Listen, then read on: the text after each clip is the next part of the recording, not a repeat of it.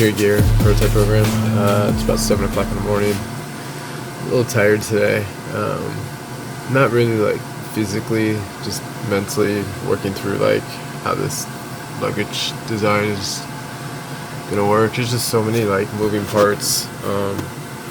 Can totally understand why no one's done it yet, or maybe because this isn't like new, but I can understand why no one's maybe succeeded at it yet, because there are some pretty awesome attempts historically at doing this. I just know for sure that ADHERE is the company to get it right though. So yeah, we're working through a lot of designs. It's about June 17th. So, we're getting down to the wire here. We got to start printing here soon. But only have enough filament to print, a couple errors and then get it right. So I got to make sure on the engineering side of the computer that everything is pretty sound. It's a little crazy. Had some flooding happen in the shop area yesterday. Had like a pretty big rainfall and ended up flooding one of the spaces, and now it's kind of getting moldy, so trying to figure out what to do about the water. Don't really have the equipment to get it out, extractor and all that fun stuff. So working through how to work, I don't know, how to get through that so that the mold smell and stuff doesn't continue creeping into the workshop. Yeah, the design is pretty awesome. It's just kicking my butt, working through all the different areas. We got a couple of meetings coming up with some awesome potential team members, so that's cool. Working on a lot of stuff. We got the software up. We're working out on multiple sketchbooks all at the same time. We're also working on electronics at the same time. To give you an idea, here's all the sketchbooks that it's taken all the way up until this point. So you can imagine that's a lot of sketching. Sketchbooks are one of those things that are pretty powerful if you utilize them right. So I use them like desktop screens. Some people might say I have a problem, but the more screens for me, the more work I can get done, because the more material I can have up in front of me at different times, or all at the same time, so I can multitask more efficiently. Sketchbooks are the same way. Like, I'm totally embracing the concept of having like multiple sketchbooks in front of you so that you can go from one idea to the next, because sometimes when you turn the page, the idea is on the other side of the page. And you need to look at that idea in order to create the next idea. So it helps having it side by side. And in a book, that means you can only have two ideas next to each other. And that doesn't work when you're working on something really complex that has like 80 ideas all working together. You kind of need to see them all kind of working together and figure out how that might make sense. So yeah, I found myself working out 3 and 4 sketchbooks at a time now. That means there's no order to the pages. It's more like constantly just solving one problem to get to the next one, so you can finally get to some sort of resemblance of like a finish line. Yeah, you can see our organization of the bins, all our parts and everything. You can see the check-in size prototype standing over there. I'm sorry, that's check-in size. And then the last prototype that we built here.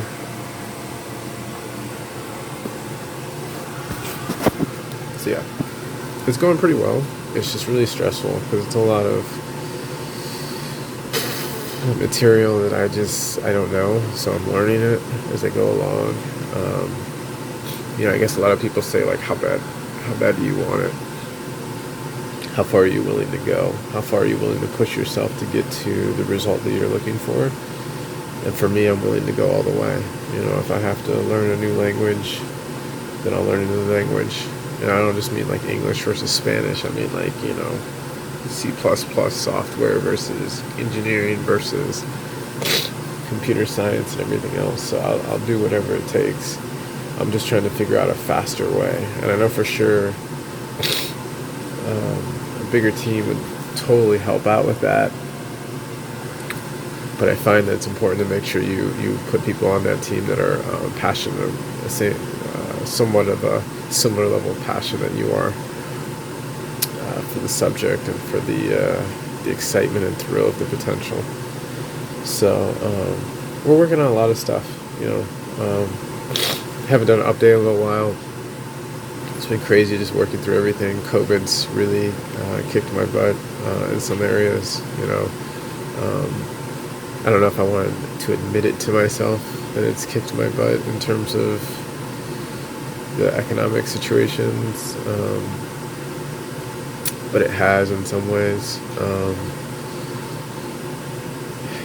It's good practice though, because at the end of the day, I don't think there's any company that succeeds that never goes through a COVID type of moment where it's economically challenging and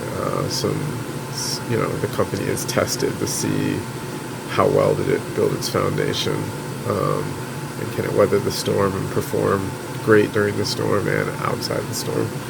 So I think it's a good test, and if anything, I'm probably glad that I don't have too many people involved yet, because I might have had to let them go or figure out a reduction of pay of some sort just to be able to keep a beat. So probably better that unfold it the way it did right now, because now we're in a great position to bring people on board.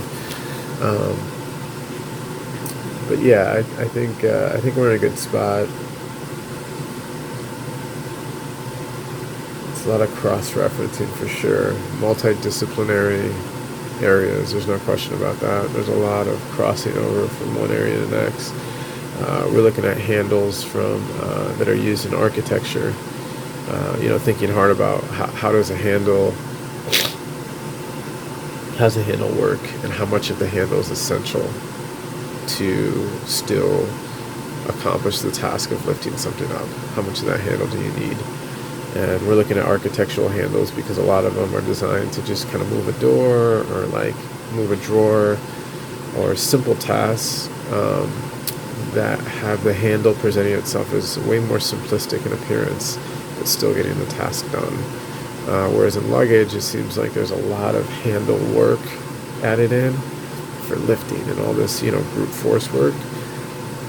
But the question is, how much of that do you need, and is there a way to design it so that the future is saying less and less handles because you're not going to be lifting as much anymore? So my target is to have it so you only lift it off the conveyor belt, and that's about it. Or into your trunk of your car. Simple moments, less than a few seconds. There's no reason to really lift it any other times. In the overhead bin, stuff like that. Like, shouldn't have to do more than a few times during a trip. So, with that means it can be a lot more simple, which means a little bit more space inside for other things to happen. So yeah, we'll keep doing updates. Like I said, it's moving forward. It's going well. It's just taking longer than I thought. But I think everybody who's ever been on the other side of, or ever been to where I am going, they'll probably say, yeah, it always takes longer than you thought. You thought you were going to make it in 6 months or a year, and that you had it and you're going to nail it. Everybody was going to be excited. Yeah, that's not at all how it goes. You end up spending 100 times more time than you thought, and it's way more complex than you thought, but the reward is going to be 100 times bigger. So with that, hope everybody enjoys their Thursday, and we've got beach day coming up. That's big. So zoo day has been replaced with beach day. Zoo day was where we would go every week to the zoo, kind of enjoy family time. Now it's been replaced with beach day because the zoo's closed. So beach day is coming up. So yeah, everybody enjoy themselves. Jigger out. You're definitely showering.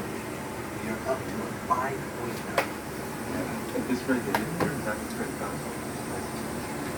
You know the bird can back in there.